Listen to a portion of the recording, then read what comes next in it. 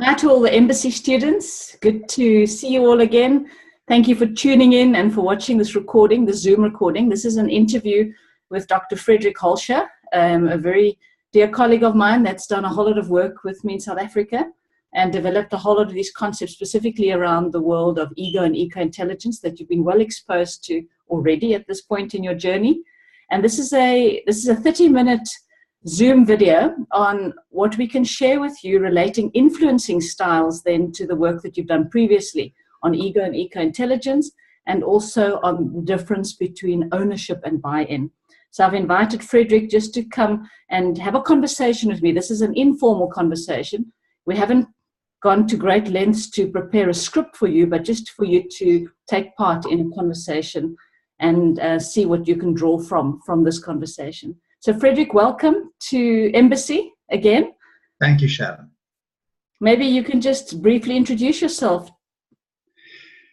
Yes, well, as you say, I come from South Africa and been in the academic world there, University of South Africa for a number of years, lecturing and also at business schools.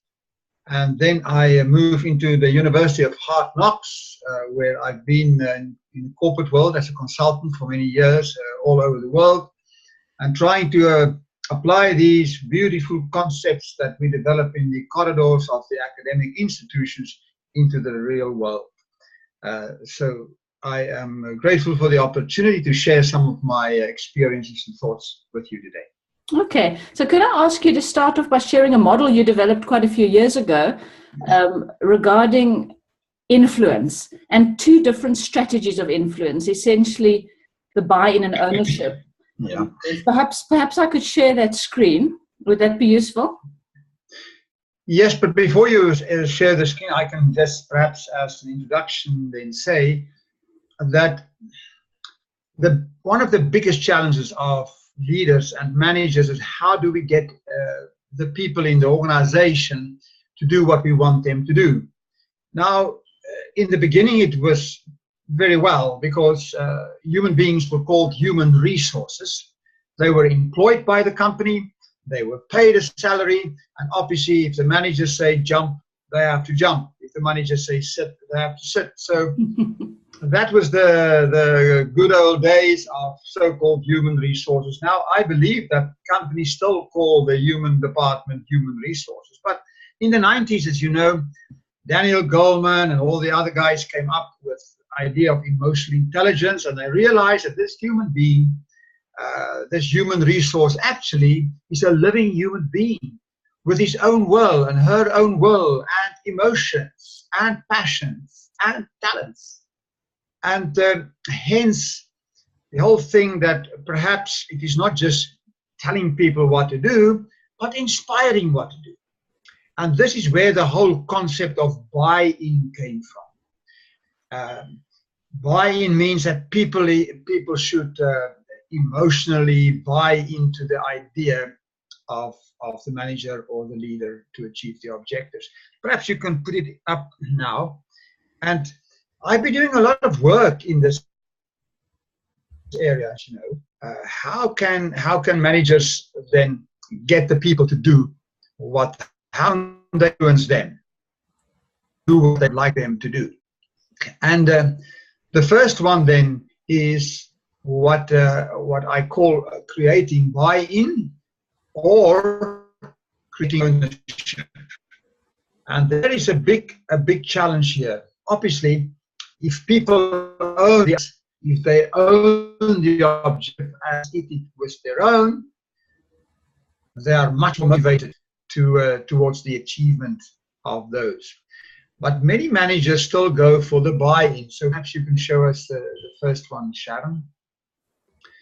So buy-in was a huge discovery, and I call that also, those of you remember about ego intelligence. The ego intelligent leader is the one that controls the world, that shapes the outcomes. And the key here is, if you know what you want, leader or manager, you can tell or you can sell. And the skills that you need, you can either instruct the people, You need some good presentation skills. For those more charismatic leaders, they can inspire people, they can convince them.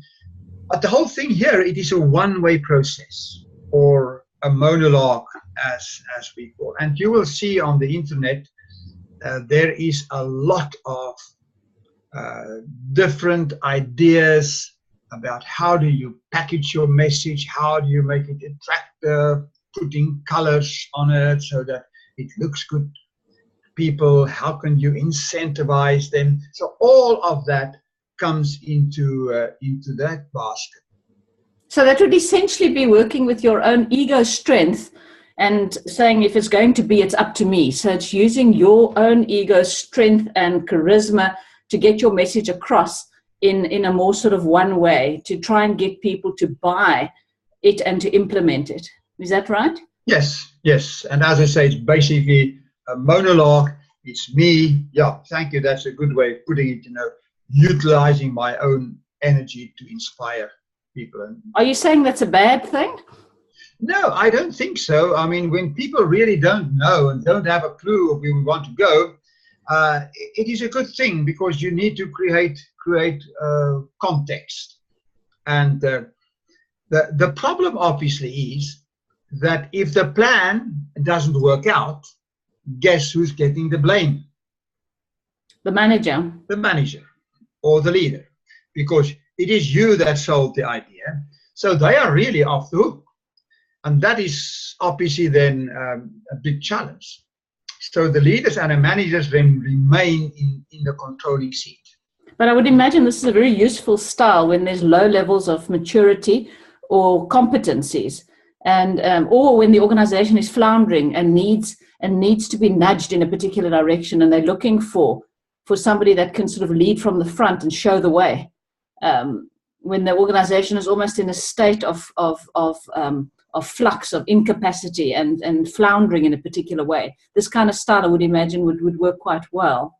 Yeah, you see, in a very so-called simple environment, or it works very well, because there's a very clear outcome. You know it is achievable. You know that is the right way to go.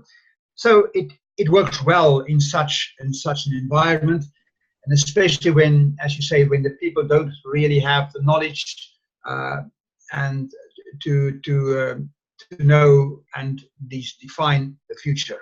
Okay. That's a good and a useful style. The other style, creating ownership, obviously, comes when the situation is more complex, when the answers are not so obvious. And there we use what we call then our eco-intelligence, and it's more a dialogical process. Now, I would like to qualify the word dialogue is not just a conversation. It is a generative encounter between people. Generative in the sense that it is a very creative moment. It's not just, as I say, a verbal conversation. And the key here is, if you know what you want, you can ask the right questions. And you will be amazed when we do this kind of work in the classroom or in a workshop in our training. Leaders know very well how to present, and they get the communication specialists in to beautify and inspire their presentation, to make it very attractive. If we ask them, you have to communicate and influence your workforce to pursue the strategic objectives of the company by asking questions. You almost start on a clean slate. Now sit and design the right questions for them to participate. How many of them just fall out of the bus? That is a skill that leaders don't always have. It takes a lot of thinking to ask questions, and then obviously we've got one mouth and two ears, and to really open your ears to listen. And the requirements of an eco-intelligent leader is that he or she needs to have an open mind, an open heart, and an open will. So don't go in there and smoke screen the people. You just ask in order to talk. Because in the buy-in, you will also ask lots of questions, but you'll actually ask in order to talk. On the other side, on the ownership side, you ask in order to really listen. You are curious to see if you can't find new ways. And the skills there is a facilitator, collaboration. You allow for mutual influence. So if you are stuck in your position and you've made up your mind, don't pretend to go for the ownership level, because people quite often catch you out. They intuitively know that you are really not honest here. And as I say, there is also a very interactive process. So I guess this would be the process of co-creating solutions together, and therefore have to own it, because if you co-create it, you have to own it. It's not the leaders anymore, it's our solution, because we've co-created it. Yeah. Sharon, I have seen amazing results in this space of creating ownership. To give you one story, you might recall that gold mine in South Africa, where we had the unions just after Nelson Mandela, led us to the new South Africa. The unions and the workforce had tremendous power, and many managers, business leaders realized it is no longer this tell them what to do. So we had in this situation a mining shaft that was making about 1.5 million loss per month. And the shareholders say to this mining group, you close that shaft. But they realize if they close the shaft, they might pick up a strike, and the strike will cost them about 20 million a day. So the stakes were very high. So they asked us to come and help to shape the message and to help them to sell their ideas to rescue the shaft. That was done by the best mining engineers in the group. And we said to them, well, why don't we try the ownership route? No, but unions don't understand the complications. We said, well, give us a chance. So we engaged the workforce through the union leadership. We had to give them some training in understanding finances, etc. It took us a couple of weeks until they were ready to enter into this constructive or generative dialogue. Then we brought them, the unions and the managers, in and said, okay, save the mine. Now they know that the unions, if they can help and go to their workforce and say, listen, we saved this mine for us, they will have saved a lot of jobs. Managers, on the other hand, the leaders say, well, if we can go to our top team and say, listen, we have saved the shaft, they will also do good. So there was something positive for both of them. To cut a long story short, we have then facilitated the whole process. It was about 3 or 4 days where we sit and really hammered out the solutions, and we had even engineers from our own side to translate the ideas of the mining managers of the company into language that the union members can understand. And eventually they came up with a plan, and they co-created that plan. Sharon, you wouldn't believe it. After 2 months, that 1.5 million rand loss became a 3 million rand profit. And there was a national strike, and this union force was asked to participate in the strike. But because they were part of the co-creation of the plan, they realized they cannot miss a shift. So they had a kind of a smoke screen. They participate in the strike, but they said in the back room to the leadership of the mine, we will make sure that we don't miss one shift. And they went through the national strike, and that shaft survived for many years after that. So we have seen the benefits. It takes a little bit more time. It takes more patience. You need to make sure that the two parties are on the same level of thinking. They've got the same information. But at the end, everybody owns the solution. Everybody participate in the journey. So that is roughly my experience over many years. So the two options, if you know what you want, you can either tell or sell to create buy-in, or you can create ownership through asking the right question and participating all in the solutions. Thank you. That's really a lovely example and a story that you've related to us. So we also refer to this at Ashridge as push and pull strategies. So telling and selling is more a push strategy. And I would like to share two influencing styles. And I'd love people, as they watch this, to see if they can identify with these styles, to say, where are you stronger, where are you weaker? But the push would be telling, selling. In other words, using your own ego strength to be able to put the message across. Whereas asking is more pull. It's inviting. It's more inviting. It's getting people to want to participate and to be pulled into the dialogue, as it were, using your eco-intelligence, working with the organization as an ecosystem, an interdependent system. So I'm going to share these four styles briefly, and maybe get your comment on it, and then I'd love the viewers just to think about their own styles as they watch this. So the first one is. Did you want to share this picture as well? I see you've got another slide here. Oh, well, I just use that as a little fun picture to say, the wings of our flight is not only intellectual capital. Intellectual capital means the knowledge that we impart, but also building the emotional capital. Emotional capital is built through participation and motivation and charisma.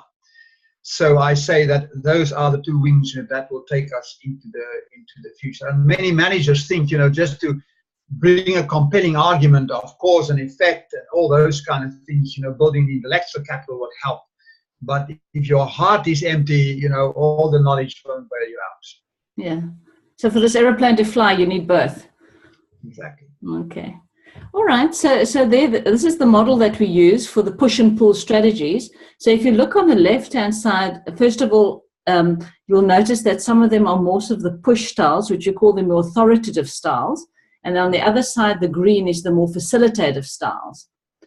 So the first style on the left, on the more authoritative style, which is a push strategy, influencing style, is if someone has got a strong sense of directiveness. And this is the ability to direct things using their own ego strength. Being able to say, I have the answer, I know the way, follow me, this is how we're going to do it. And being very clear, sort of giving clear instructions and direction. And being quite strong with your sense of authority and ego. If you move then to the upward, you'll see there's one called persuasive reasoning. That is using your intellectual capital, which is the analytical, rational, logical brain, to give good arguments through using analytics, stats, making sure that you put your logical argument across. This is why we should do it. We want to improve our culture because engagement statistics look like this and this and this, and our profit looks like this, and therefore it makes sense from an analytical perspective to do this. So kind of almost like a lawyer, being able to persuade and influence through using your reasoning ability. Well, I can see that persuasiveness has got an emotional connotation to it, but I'm persuading you, I'm influencing you. It is still, but yeah, I can see that is those two I would then call the so-called buy-in route. Yes. And then on the other side, the green, it's the more ownership route. The first one is the collaborative style, and that's where you invite people to think with you. If you know what you want, you can ask the right questions. We collaborate and co-create the solutions together. And obviously, who has the final decision is an option that still has to be practiced. You know, sometimes you have completely joint decision making. In other instances, you can consult or collaborate with your teams, but you still hold the power to make the final decision. So those are two options there as to who makes the final decision. And then the other one is inspirational. This is through creating some emotional connection and attachment that you inspire people to want to follow you. It's almost pulling them to want to walk the mile with you, because you're resonating with what they believe. Simon Sinek, in that little video on the golden circles, he says people follow you because they believe what you believe. And if you can inspire them in terms of what you stand for, what you believe, they will want to go with you. So that would be the pull strategies, collaborative and inspirational. And what I've got and share on the portal with the students is a little bit of more detail around what are the benefits of each style and what are the problems if you overdo it.